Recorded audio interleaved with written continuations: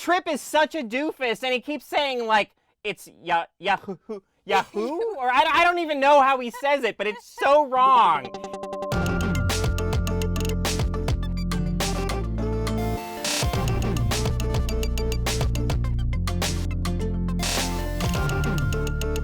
Hello, and welcome to the final Halt and Catch Fire recap FREQcast. This is it. We've come to the end of the road with this show that Anita and I both love so much. And Anita, let me start with a question. Yes. Did you know that computers aren't the thing? They're the thing that gets us to the thing? I think I kind of knew that, but I'm really glad I was reminded. Thanks, Joe. Gordon. many times. Yeah. Okay, so I've got to set the stage first before we actually dive into this. Yeah. So I am currently in New York City, and I was at the Kickstarter offices this weekend because they were having an unconference. And an unconference is when it's sort of like a curated group of people that are invited to a space, and there's no programming. The people decide the programming when they arrive. So me and Andy McMillan, who is one of the co-creators of XOXO Festival. Is he related to Joe at all? Is he any relation to Joe? I don't think so. Okay, all right. Just wanted to check. Next time I see him, I'll check. But he and I started talking about Halt and Catch Fire and how we both love the show and blah, blah, blah, blah, blah. And he was like, hey, can we watch the final in the theater? And I was like, oh my God. I think we can because there's no. Oh, dude. Yeah, like there's no programming that takes place after midnight. It's just people sitting around playing board games. So at midnight, it was impossible to get a copy of the episode. It didn't pop up in my Amazon. It's available now. But we eventually figured it out, and we had a private, giant, beautiful theater to ourselves to watch the finale in. I'm so jealous. And that we sounds put up wonderful. a notice on the board. We put up a notice on the board saying, "Hey, at midnight we're going to be streaming the series finale. Come join us if you wanna watch it." And I said to Andy that I would be equally unsurprised if a lot of people showed up or if nobody showed up in this particular space. Nobody showed up. It was just us. Someone walked in for 5 minutes and then left.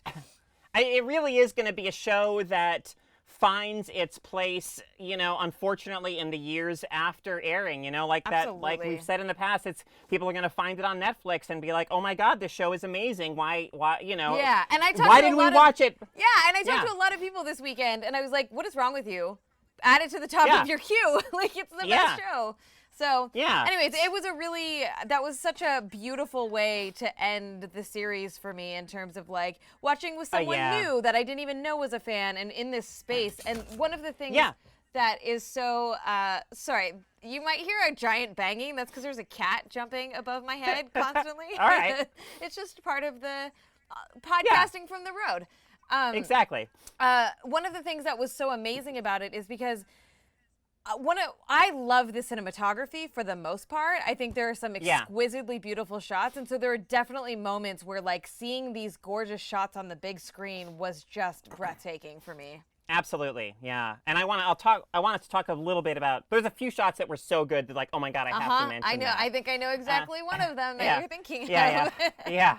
And but it's interesting. So to me too that you're watching it there because let's just jump into something here at random almost. Donna kind of she does become the lead partner or whatever it's called of the venture capitalist company, and she renames it Symphonic, which is obviously an homage to her work in the past, the computer that she and Gordon designed together. But she's obviously like bringing in this entirely new management style, right? She's got like the comfy chairs and the PlayStation. And it's like, what's so great about that moment for me is that Trip and like the other stiff dudes seem to be so uncomfortable with the idea of being comfortable at work. like Donna's like trying to like show Trip how to play this PlayStation game, and he's just like, he has no idea like what he's doing, and he's just very stiff and everything. And it's like, oh, Donna's kind of ushering in this kind of new, more like, let's kind of enjoy our time at work sort of lifestyle. Yeah, totally. Into Silicon Valley, right? Wasn't there also an N64? There may have been. There may feel have like- been. I remember like that. there was. Yeah. Yeah. So I think that. So we watched. It's obviously like we watched the whole show. Yeah. I think that moment where it's the montage of her coming in and doing all that was the very beginning of the last half, right? Yes. Yeah, Exactly. yeah. Exactly. Cool. Um. Yeah. This is so like. I got to admit, I didn't love it. Really? Okay. Yeah. I did not hate it at all, but Sure, I feel like sure. it wasn't as for me the series ended with the Goodwill episode. Like for me Okay. that one, the one right before it where Gordon dies and then Goodwill were Mm-hmm. just the most emotionally magnificent, most resonant episodes for me this season, and like I was so emotionally invested, and I feel Yeah. like there were little gems in this series Yeah. finale, but for the most part, I walked away being like, oh, "Fuck, what are we gonna talk about?" Like I was just like, I'm not that emotionally attached to the way they decided to play out. So that's interesting. I mean, and I totally see where you're coming from, but I think what to me was most interesting about particularly the final hour of the show, the one it's called 10 of Swords, I think, is the final episode, is that, okay, so it kind of starts with Joe, he goes to this fortune teller who's is a little cameo by Carol Kane, who's like a great comic actor, and so he walks out of there, and I'm like, oh, okay, this is going to be like some existential journey for Joe, like finding his place or whatever after kind of Comet fell apart and Cam fell apart and everything.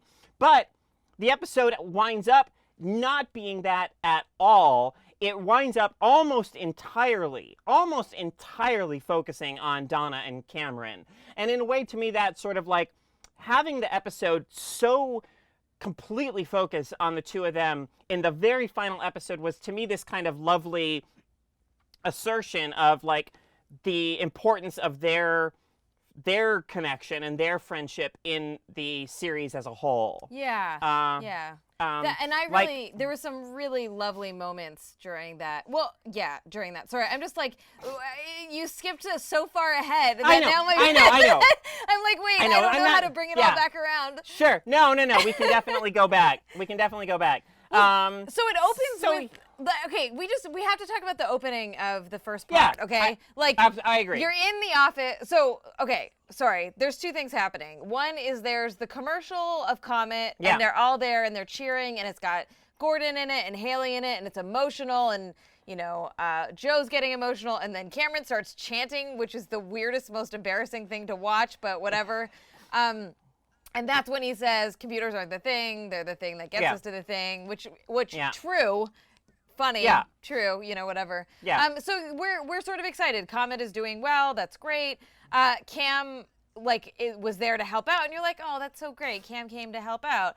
And then she, she's like, I get to leave now and do this other thing with Alexa, who the fuck is Alexa? Wait, she's just this mystery woman with like billions of dollars at her disposal, apparently.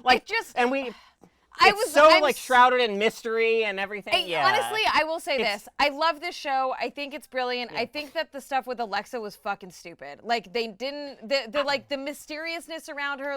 Who the hell is she? I just I feel like she was inserted at the very last minute. By that I mean the final sort of several episodes to generate some kind of conflict for Cameron. Like, what does she want to work on? Does she take this new opportunity? Because at a certain point, Alexis is very clearly trying to frame herself as like, I'm the road to your future. I can bring you into robotics. I can bring you into all this cutting edge stuff at the absolute top of the food chain with all these like movers and shakers in the industry. And but it's so poorly developed, right? Like who Alexa is, why she has all this money, what any of that is, that it does feel very manufactured. Yeah. It does feel very artificial. Okay, so you have sort of jumping jumping around here a little bit. So then you have Joe begging Cam to do one more thing, which is to to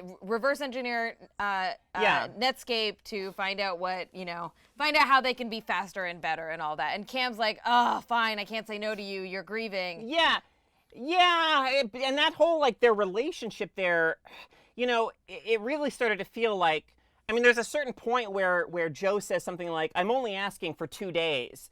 But Joe is always asking for so much, right? Like, I mean, it's not just, it's 2 days after everything else she's done with helping the code for Comet and everything else that, he kind of keeps pulling her into his own orbit professionally as well. And maybe that's not what she wants to be doing. And he's, I don't know, just the way he said, like, I'm only asking you for 2 days seemed kind of clueless about how he actually always asks her for so much. Yeah, and he was being a dick to her, right? Like, he was being really entitled to her time, and she's like, I'm doing you a favor, dude. Yeah. So you have this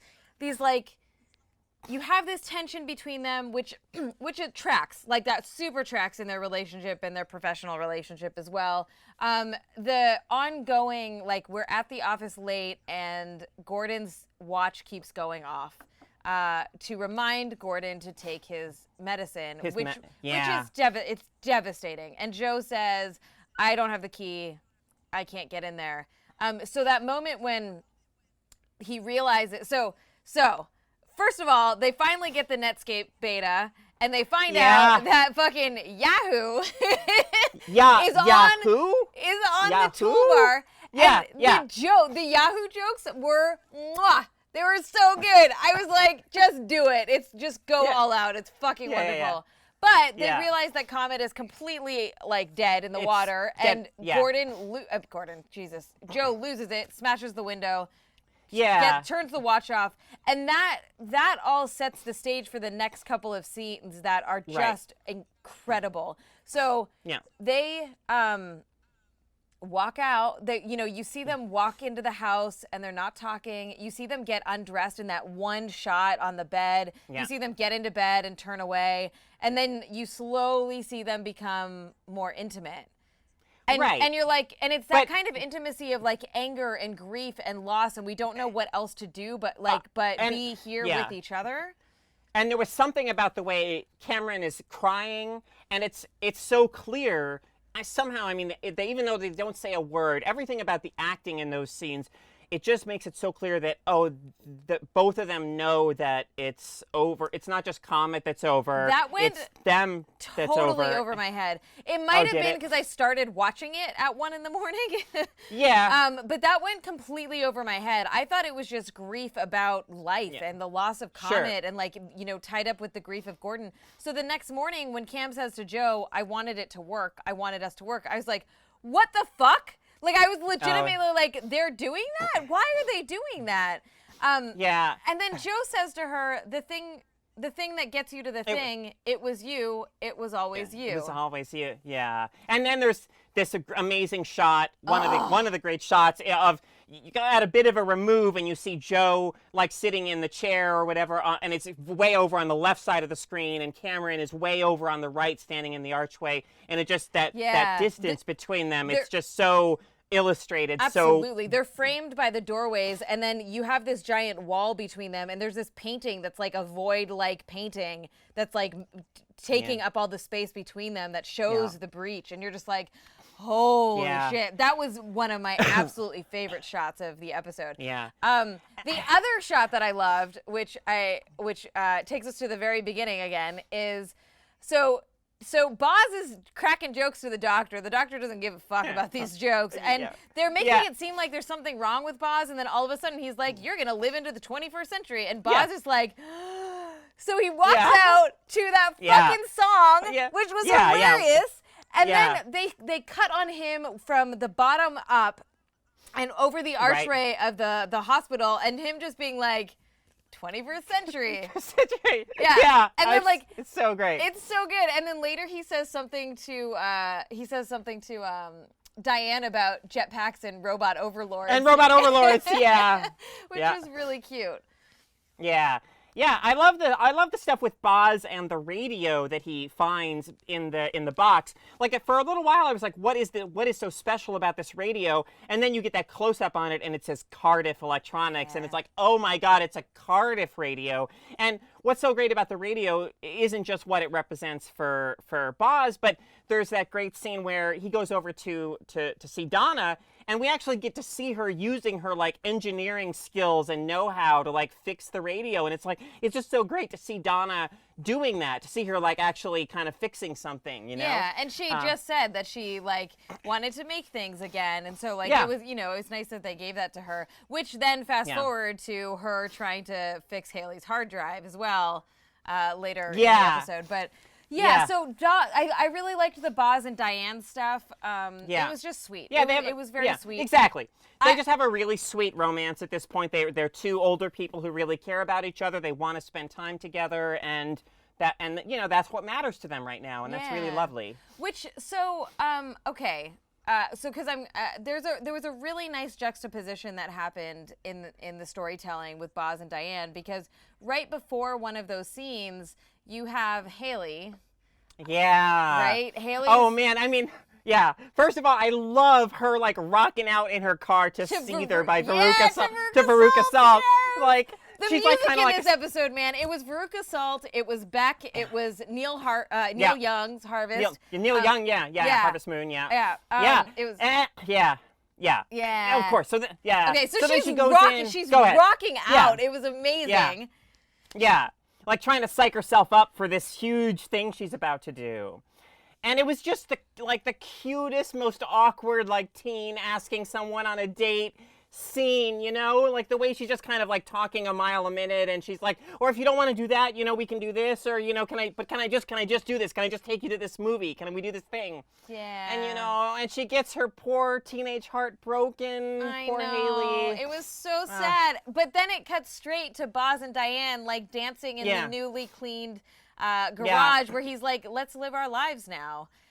Exactly. And it's just this nice juxtaposition of like, you get older and you get more settled and you get calmer and you get like, you have more life to live, and these relationships are more static, right? That there's more connection there. There's more long-term there than you're going to have in like teenage love, for example. So that I thought that was really lovely. I was also so devastated for Haley, right? I know. I really wanted that to work out. I mean, especially because wow, where that wound up leading Haley, I did not expect. I did not expect that. Oh, that was man. amazing. She walks in with this dude, and she's wearing this weird skirt and has like barrettes in her hair. And Cam's like, who's that? And she's her boyfriend? Like, what? Yeah, but it's so obvious that she's like not into him at all. Like, whatever. I know we're bouncing around so much. There's so much that happened in this episode. Yeah. Well, so let's finish out Haley for a little bit. Sure. I thought it was really the moment between Cam and Donna, where Cam's like, Haley's gay, right? And then Donna finishes it. Yeah. And Donna's like, gay. Yeah, I know. And she's cool with it, and I appreciated that. Yeah. And it's like they're just giving Haley time to kind of work it out herself, I guess, in her own way, which may be the best thing for her. So it's like, I don't think it'll take Haley too long to like come out and live a more honest life. Yeah. So you have this, so Cam, am I fast forwarding too much? Cam decides to leave, as she does. And she decides to go see her mom, which is different, and like it doesn't feel like escaping. It feels like repairing, right? Or attempting to repair, which is different. Exactly. Sure. Yeah. And so like she's going to say goodbye, and Joe's gone like a dick that he is. Completely. And she goes to Donna. And this is when I think the best parts of this series finale happen, right? Yeah. Like Donna and Cam, like Donna's clearly trying to put this cocktail party together and is like, oh, I should hug you goodbye. Oh, I should tell you I miss you. Right? Like it's just the most awkward whatever. And you're like, yo, what? Come on. Right? And then Haley screeches, and that is the unifying, like, we need to work together on this thing to help this 15-year-old girl, like, not hate her. Yeah. I love how Donna puts, like, an ear on the computer, like she's, like, a doctor helping a patient or something. Like, what is that? That's a great little touch. I fucking love Donna trying to play hacky sack and being like, what do you do? Oh, and Cam, how do you win? Yeah. How do you win? And then Cam's like, just hit it with your knee. And she's wearing this beautiful gown trying to play hacky sack. And she's like, I don't get it. Mm-hmm. Yeah. And then, and then there was the other hacky sack joke where she was like, did you hit it? Did you hit it with your sack? And he's like, what? Yeah. It was so silly. But when Donna, when Cam looks at Donna and says, we should work together, I literally screamed in the theater. I was like, yes! Finally! Finally, this is what we're waiting for. You're not giving us anything else that we wanted. Like, give us this. And then immediately, Donna's like, and Cam's like, I'm sorry. And like, obviously I'm wondering what's going to come of that. Sure. So, like, that was an interesting thing that we were sort of predicting and wanting to see, and, Yeah, absolutely. And I mean, the way that whole, like, will they or won't they thing played out over the rest of the episode was really interesting. So at a certain point, I mean, they go to the offices. I guess it used to be Mutiny, and then Mutiny, it became Comet, and now it's empty. Yeah. Right, so they call it Mutiny, like the Mutiny building. And so there's this really wonderful scene that happens there where they start talking about, they do this like what if thing about what, let's say we work together again. And so here's what I thought was happening in that scene. A neon sign for Phoenix, actually, Cam says we would call it Phoenix, right? And then a neon sign for Phoenix actually lights up behind them. Gorgeous. And it was so beautiful.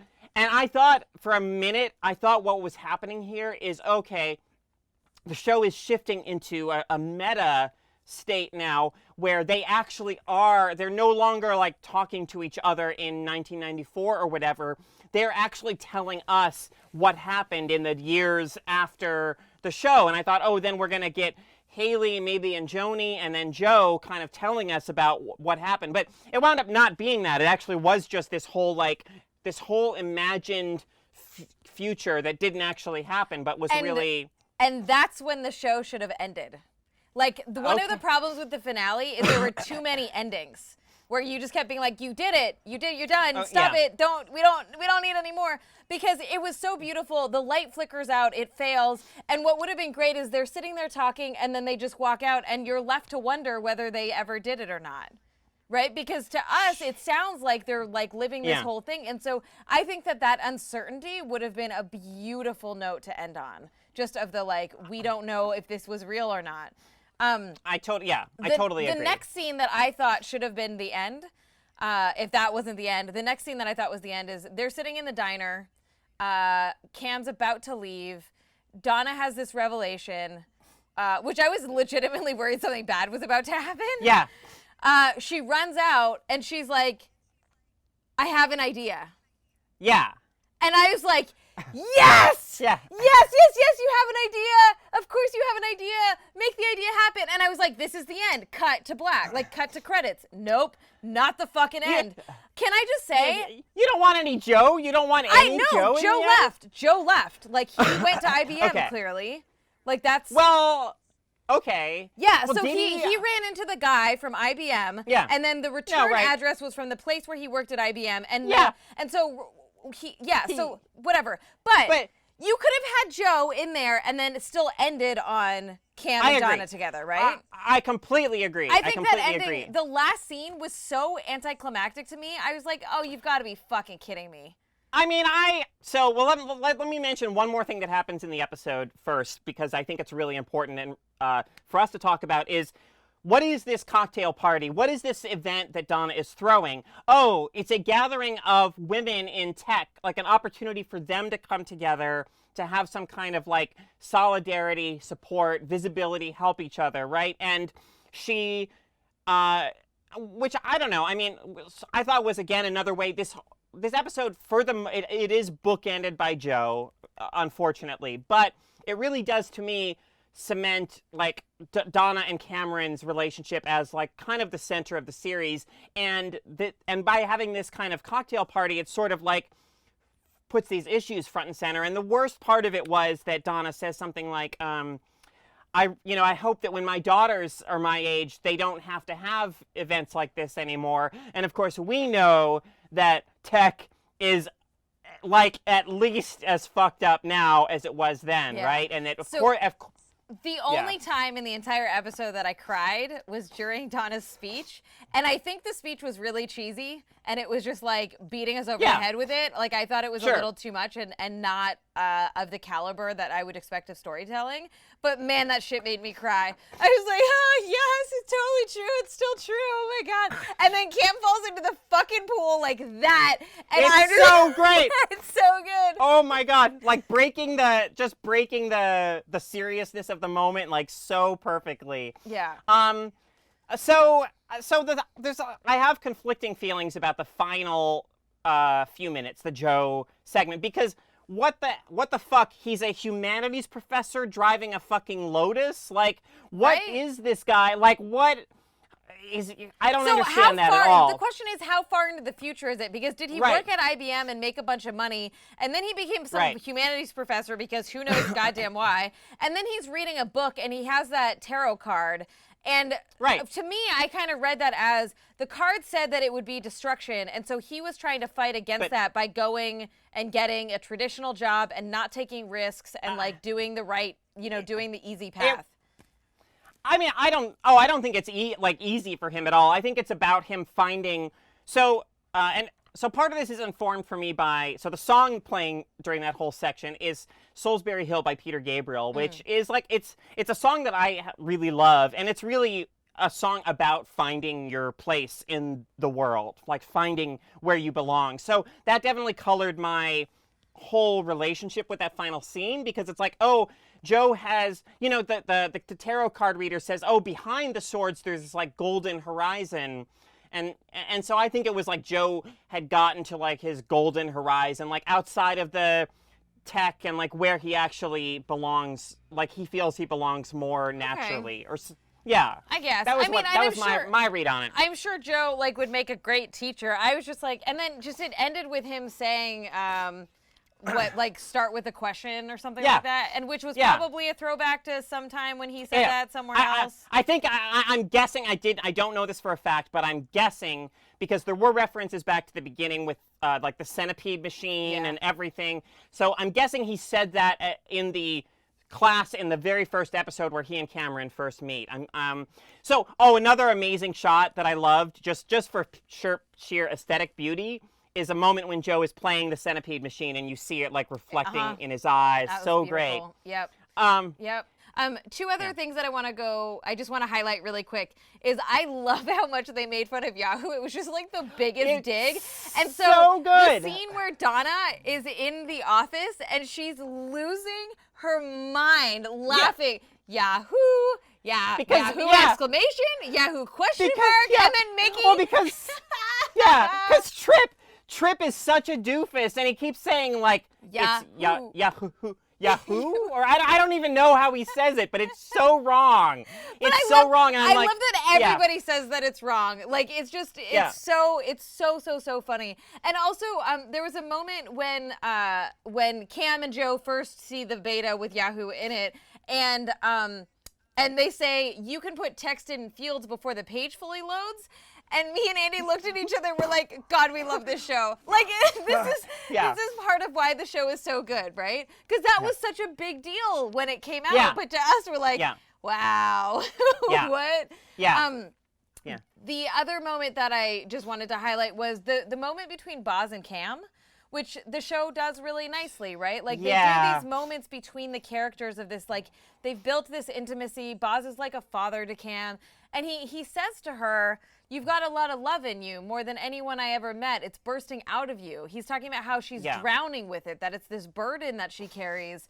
And like, I don't know if it was just my head play. Like, it's very sweet and lovely, but there's a part of me that was just like, oh, okay, you're really like hammering this home a little bit, and like, you know, it's the finale. Yeah, like there's enough pieces in it that I'm like, I want to think that this isn't cheesy, but it kind of is. But also, I will give it, like, I will give them that because it was still touching.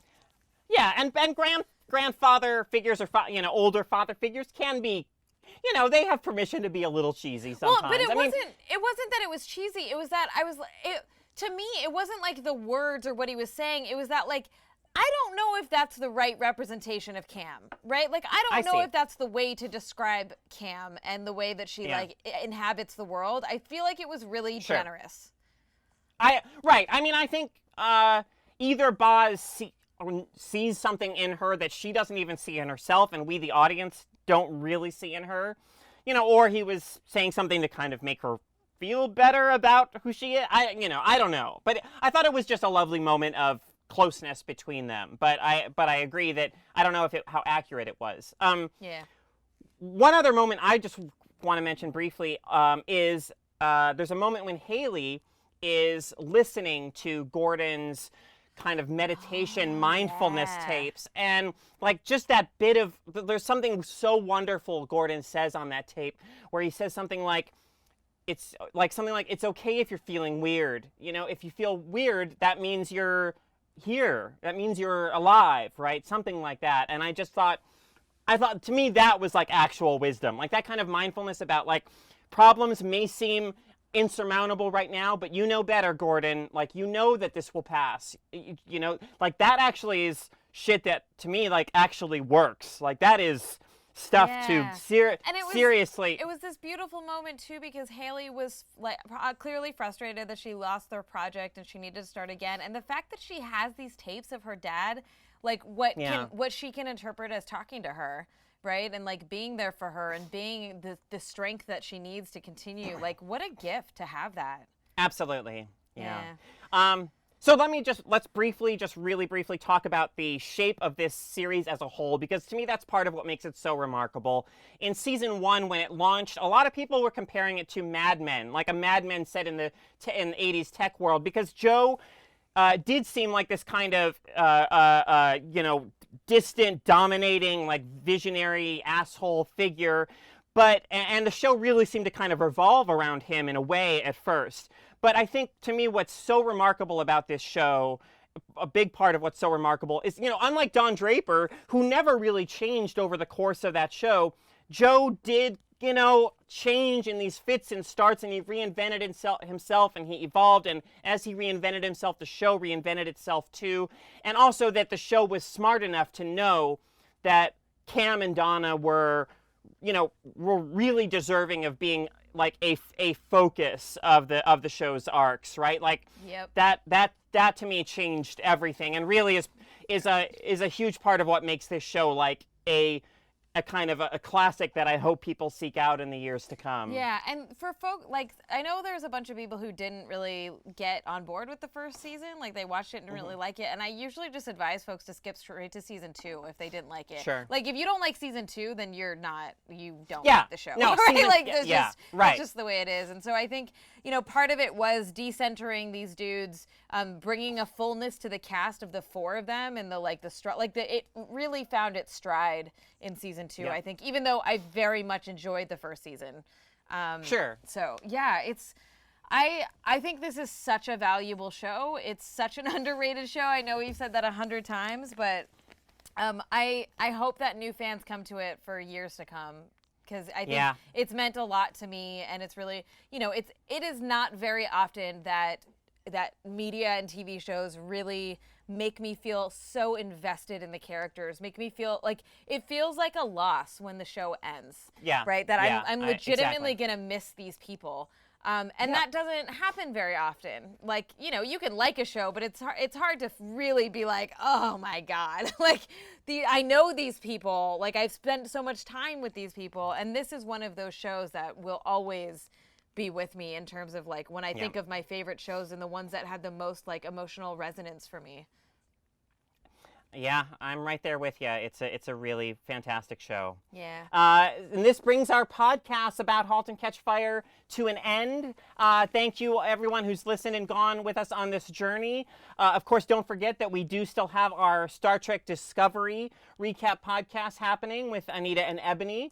So catch us there. Catch us on feministfrequency.com. We also have plans to launch an actual podcast, like a Yeah. more fuller sort of flagship podcast. So this was a bit of a test for us. But Carol and I just really wanted to talk about the show and thought we would share that with you all. But also getting us figuring out the tech and figuring out routines of podcasting and how this sort of works. So thank you for the few of you that have been listening to this. We want to know what you think. So please, you can find me on Twitter at Anita Sarkeesian. You can find Carolyn at Carolyn Michelle, and you can find all of us at FemFreq.